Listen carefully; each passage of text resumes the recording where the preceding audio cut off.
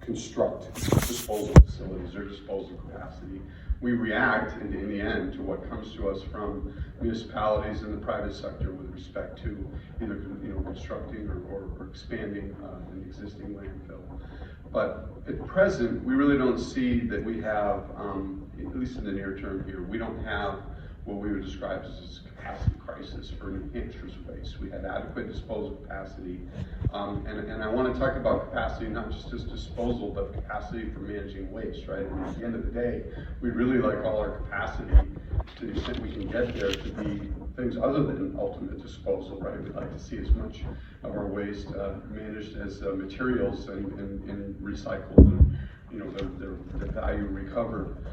So for ultimate disposal, whether it's landfill or incineration, we don't see that we have a crisis in New Hampshire right now, a capacity crisis. I think we have had and continue to have, and I hope not forever, but for the time being, a bit of a capacity shortfall when it comes to other alternative technologies, like whether it be for organics, composting and anaerobic digestion, or just straight up recycling. We don't have currently a materials recovery facility or MRF here in the state.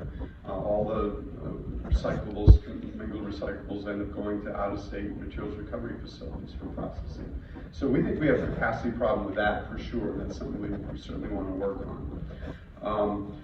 But if I go to the region, I think it's a different story then. If you look at it, and again, it's kind of interesting, you broke this up into the northern New England and southern New England, and the reality is in southern New England, those states have not really provided adequate capacity for their waste. As a result, and I'm sure you'll hear this from others this morning, they do export waste to a number of states. Some states as far flung as Ohio and Pennsylvania and South Carolina. There are a number of our neighbors to the south who are making plans or already making arrangements for rail haul, long distance rail haul of their trash to out-of-state landfills. So, and New Hampshire, the impact for New Hampshire on that is that some of that waste also comes to New Hampshire, and that, it's no secret to the people in this room, that has been a big concern for our legislature. It's been a big concern for the public at large in New Hampshire. Not really, liking the idea of being that many view that as we're a dumping ground for the rest of New England, and they're very uncomfortable with that idea. So that's an issue that is sometimes the elephant in the room when we talk about capacity, because we can work to reduce the amount of waste that we generate in the state, but our work is our work, right? And the reality is that the southern New England states aren't going to have, there's no expectation at this point that they're going to have in their states capacity to manage their waste. So there's always going to be that pressure for export.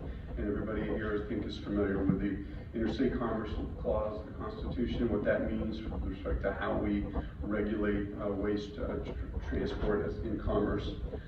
So I just figured I'd start with the first slide. That's get it right out of the way, right? So we covered that. But I want to talk maybe a little bit more hopefully about what we see for New Hampshire DES and for New Hampshire as a state with respect to how we manage our solid waste.